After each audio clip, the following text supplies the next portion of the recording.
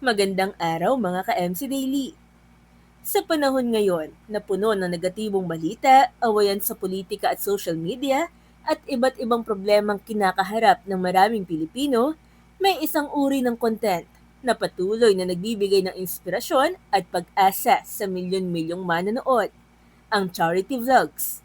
Sa bawat video na kanilang inilalabas, nasasaksihan natin ang mga pamilyang nabibigyan ng bagong tahanan, mga bata nagkakaroon ng pagkakataong makapag-aral, at mga taong halos nawalan na ng pag-asa, ngunit muling bumabangon dahil sa kabutihan ng kapwa.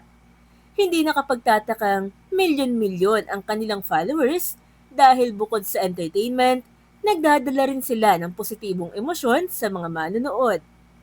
Maraming tao ang nanonood ng charity content dahil nakagagaan ito ng pakiramdam. Sa halip na puro problema ang makita sa internet, nakakakita tayo ng mga kwento ng malasakit, pagkakaisa at pag-asa. Kahit simpleng panonood lamang, para bang napapaalalahanan tayong may kabutihan pa rin sa mundo. Kaya sa video na ito mga ka-MC, kilalanin natin ang 10 pinakasikat na charity vloggers sa Pilipinas na ginagamit ang kanilang impluensya upang makatulong at makapagbigay inspirasyon sa libo-libong buhay. Number 10, Kalingap Jomar.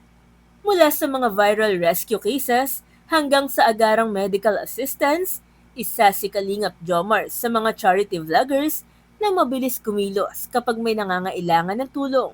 Sa kasalukuyan, mayroon siyang humigit kumulang 258,000 subscribers at nasa 1.2 million monthly views.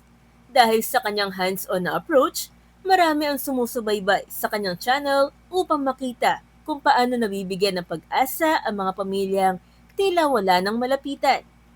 Kadalasan tampok sa kanyang content ang mga batang nangangailangan ng operasyon, mga senior citizens na inabandona, at mga pamilyang dumaranas ng matinding kahirapan. Bukod sa pagbibigay ng pinansyal na tulong, tumutulong din siyang maghanap ng donors at iba pang organisasyong maaaring umalalay sa mga benepisyaryo. Batay sa kanyang kasalukuyang viewership, tinatiyang nasa 80,000 pesos hanggang 400,000 pesos kada buwan ang posibleng kita ng channel mula sa YouTube ads. Gayunpaman, malaking bahagi ng kanyang charity work ay napapalakas ng suporta ng kanyang mga taga-suporta at donors. Number 9, Kindred TV. Hindi karaniwang outreach videos ang dahilan ng pagsikat ng Kindred TV. Sa halip, nakilala sila sa kanilang cinematic storytelling at social experiments na sumusubok sa kabutihan ng mga ordinaryong Pilipino. Sa ngayon, mayroon silang humigit kumulang 275,000 subscribers at mahigit 2.5 million monthly views. Marami sa kanilang mga content ang umiikot sa pagtulong sa mga street vendors, manggagawa at mga pamilyang kapos sa buhay. Kapag may nakitang taong tapat at matulungin sa kanilang social experiments, kadalasan ay ginagantimpalaan nila ito ng cash assistance, negosyo package o minsan ay housing support. Sa lawak ng kanilang audience reach, tinatayang nasa 150,000 pesos hanggang 700,000 pesos kada buwan ang maaaring kinikita nila mula sa YouTube advertising revenue. Ang kanilang mataas na production quality ang isa sa mga dahilan kung bakit mabilis silang nakabuo ng loyal na audience. Number 8, Rachel Morales. Pagbibigay ng pangkabuhayan ang pangunahing misyon ni Rachel Morales. Sa halip na isang beses na ayuda lamang, mas nakatuon siya sa mga proyektong makakatulong upang magkaroon ng tuloy-tuloy na kita ang mga benepisyaryo. Dahil dito, nakabuo siya ng mahigit 279,000 subscribers at humigit kumulang 1.5 million monthly views. Kilala ang kanyang channel sa pagtatayo ng sari-sari stores, pagbibigay ng puhunan sa maliliit na negosyo, at pagtulong sa mga pamilyang walang regular na hanap buhay. Madalas siyang bumibisita sa mga liblib na lugar upang hanapin ang mga pamilyang nangangailangan ng pagkakataong makabangon sa buhay. Sa tinatayang 1.5 million monthly views, maaaring umabot sa 100,000 pesos hanggang 500,000 pesos kada buwan ang kanyang kita mula sa YouTube ads. Patuloy naman lumalaki ang kanyang audience dahil sa pagbibigay diin niya sa pangmatagalang pagbabago kesa pansamantalang tulong. Number 7, Kalingap Edu. Edukasyon at community outreach ang sentro ng advokasya ni Kalingap Edu. Bilang bahagi ng Kalingap Network, nakatuon ang kanyang channel sa pagtulong sa mga batang nais makapag-aral at mga pamilyang hirap matustusan ang kanilang pang-araw-araw na pangangailangan. Sa kasalukuyan ay meron siyang humigit kumulang 410,000 subscribers at 1.8 million monthly views. Regular niyang idinodokumento ang pamamahagi ng school supplies, financial assistance para sa mga estudyante, at relief operation sa mga komunidad na nangangailangan. Dahil simple at direkta ang kanyang approach, marami ang naaantig sa kanyang mga programa. Sa kasalukuyang antas ng viewership, tinatayang nasa 120,000 pesos hanggang 550,000 pesos kada buwan ang posibleng kita ng kanyang channel mula sa YouTube advertising. Ang mga pondong ito, kasama ng tulong mula sa mga donors, ang tumutulong upang maipagpatuloy ang kanyang mga proyekto. Number 6, Virgilin Cares 2.0. Sa larangan ng charity vlogging, isa si Virgilin Cares 2.0 sa mga pinakakilalang babaeng content creator sa bansa. Nakatuon ang kanyang channel sa pagtulong sa mga single mothers, senior citizens at mga pamilyang naaapektuhan ng kalamidad. Sa ngayon, meron siyang humigit kumulang 850,000 subscribers at mahigit 2.22 million monthly views. Hindi lamang agarang ayuda ang kanyang ibinibigay. Madalas niyang tulungan ang mga benepisyaryo sa pamamagitan ng pangkabuhayan packages, pagpapaayos ng tahanan, at iba pang programang may pangmatagalang epekto sa kanilang buhay. Ang masusing pagpili niya ng mga pamilyang tutulungan ay isa rin sa mga dahilan kung bakit pinagkakatiwalaan siya ng maraming manonood. Batay sa kanyang audience reach, maaaring nasa 130,000 pesos hanggang 600,000 pesos kada buwan ang potensyal na kita ng channel mula sa YouTube ads. Ngunit higit sa mga numero, ang kanyang dedikasyon sa pagtulong ang dahilan kung bakit patuloy na lumalawak ang kanyang komunidad ng mga taga-suporta. Number 5, Val Santos Matubang. Maraming Pilipino ang nakakakilala kay Val Santos Matubang bilang isa sa mga pinaka-consistent na charity vloggers pagdating sa pagpapatayo ng mga bahay para sa mahirap na pamilya. Sa kasalukuyan, meron siyang humigit kumulang 1.65 million subscribers at tinatayang 4.5 million monthly views.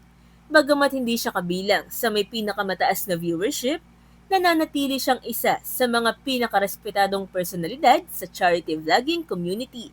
Karamihan sa kanyang content ay umiikot sa house building projects, pagtulong sa mga senior citizens at pagbibigay ng suporta sa mga pamilyang halos wala nang maaasahan. Madalas din siya makipagtulungan sa iba pang charity vloggers upang mas maraming tao ang matulungan. Dahil dito, marami sa kanyang mga video ang nagiging inspirasyon sa mga manonood na tumulong din sa kanilang sariling paraan. Sa lawak ng kanyang audience, tinatayang maaaring kumita ang kanyang channel ng humigit kumulang 250,000 pesos hanggang 1 million pesos kada buwan mula sa YouTube ads at iba pang monetization sources. Ang kanyang matagal ng reputasyon at kredibilidad ang isa sa mga dahilan kung bakit patuloy siyang sinusuportahan ng kanyang mga taga-subaybay. Number 4, Daddy Frankie. Isa sa pinakamabilis lumaki sa charity vlogging scene nitong mga nakaraang taon ay si Daddy Frankie. Sa mahigit 1.62 million subscribers at napakalaking 26.15 million monthly views, malinaw na isa siya sa may pinakamalakas na engagement sa kategoryang ito. Ang kanyang madalas na pag-upload ng content ang isa sa mga pangunahing dahilan ng kanyang mabilis na pag-angat. Nakatuon ang kanyang mga video sa pabahay projects, pamimigay ng cash assistance sa mga nagtitinda sa lansangan, at mga social experiments na nagpapakita ng kabutihan ng mga ordinaryong Pilipino. Dahil sa dami ng kanyang uploads, halos araw-araw ay may bagong kwento ng pag-asa at pagbabago ang kanyang mga manonood. Sa laki ng kanyang buwanang views, tinatayang maaaring umabot sa 1 million hanggang higit 4 million pesos kada buwan ang kita ng kanyang channel mula sa YouTube advertising, depende sa CPM at audience demographics. Ang malaking audience na ito rin ang nagbibigay sa kanya ng kakayahang magsagawa ng mas malalaking outreach programs. Number 3, TechRam. Mula sa pagiging tech reviewer, matagumpay na binago ni Ram Escalada o mas kilala bilang TechRam ang direksyon ng kanyang channel upang ituon ito sa pagtulong sa mga nangangailangan. Sa kasalukuyan, meron siyang humigit kumulang 2.72 million subscribers at nasa 3.46 million monthly views. Isa siya sa pinakamalalaking pangalan sa charity vlogging community pagdating sa subscriber count.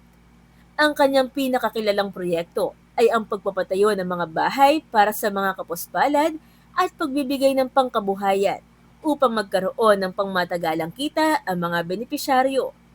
Marami sa kanyang mga viewers ang naaantig dahil hindi lamang agarang tulong ang kanyang layunin, kundi ang tuluyang pag-angat ng buhay ng mga pamilyang kanyang tinutulungan. Batay sa kanyang kasalukuyang performance, tinatayang nasa 200,000 pesos hanggang 1 million pesos kada buwan ang maaaring kita ng kanyang YouTube channel mula sa advertising revenue. Gayunpaman, ang kanyang tunay na impluensya ay makikita sa dami ng mga pamilyang nabigyan niya ng bagong tahanan at bagong simula. Number 2, Kalinga Prab. Kapag usapang medical missions at rescue operations, isa sa mga unang pumapasok sa isip ng maraming Pilipino ay si Robin Avona Bernardo o mas kilala bilang Kalinga Prab. Sa mahigit 3.7 million subscribers at 13.13 million monthly views, isa siya sa pinakamalalaking charity content creators sa buong bansa. Nakilala siya sa pagtulong sa mga pasyenteng nangangailangan ng operasyon, pagsagip sa mga taong may malubhang karamdaman, at pagpapatakbo ng mga temporary shelters para sa mga biktima ng pang-aabuso at matinding kapansanan. Sa loob ng maraming taon, nakapagdokumento siya ng daan-daang kwento ng mga Pilipinong nabigyan ng panibagong pagkakataon sa buhay. Sa laki ng kanyang audience reach, tinatayang maaaring nasa 700,000 hanggang 3 million pesos kada buwan ang kita ng kanyang channel mula sa YouTube ads at iba pang monetization channels. Ang kanyang kombinasyon ng compassion, consistency at transparency ang dahilan kung bakit nananatili siyang isa sa mga pinakapinagkakatiwalaang charity vloggers sa bansa. Number 1, Pugong Biyahero. Nangunguna sa ating listahan si Pugong Biyahero o Kuya PB, na itinuturing ng marami bilang pinakamalaking charity vlogger sa Pilipinas sa kasalukuyan. Sa napakalaking 4.17 million subscribers at humigit kumulang 33.59 million monthly views, siya ang may pinakamalawak na audience reach sa charity vlogging category. Kilala ang kanyang channel sa malalim na immersion sa mga katutubong komunidad, mga pamilyang naninirahan sa liblib na lugar, at mga taong halos hindi naaabot ng tradisyonal na tulong. Madalas siyang bumiyahe sa iba't ibang bahagi ng Mindanao upang maghatid ng pagkain, pabahay, medikal na tulong, at mga programang pangkabuhayan. Dahil dito, marami ang humahanga sa kanyang dedikasyon at lawak ng sakripisyong ginagawa upang makatulong.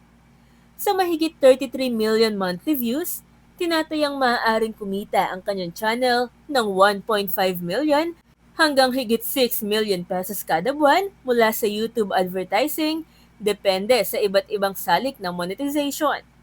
Ngunit higit sa lahat ng numero, si Pugong Biyahero ang nananatiling simbolo ng kung paano nagagamit ang social media upang maghatid ng pag-asa, inspirasyon, at konkretong pagbabago sa buhay ng libo-libong Pilipino.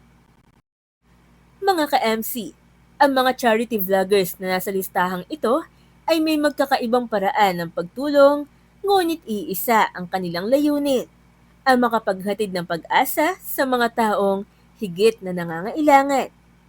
Sa pamamagitan ng social media, nagagawa nilang ikonekta ang mga taong gustong tumulong sa mga taong nangangailangan ng tulong.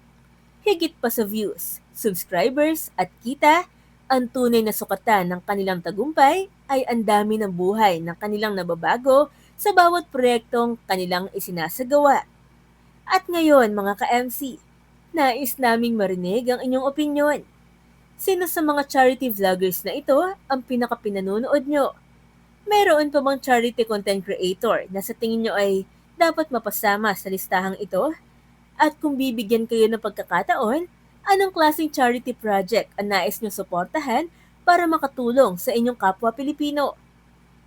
Mga ka-MC, kung nagustuhan nyo ang video na ito, huwag niyong kalimutan mag-like, i-share ang video at mag-subscribe para updated kayo sa susunod po nating mga videos. Maraming salamat sa panonood mga ka-MC Daily. Hanggang sa muli, see ya!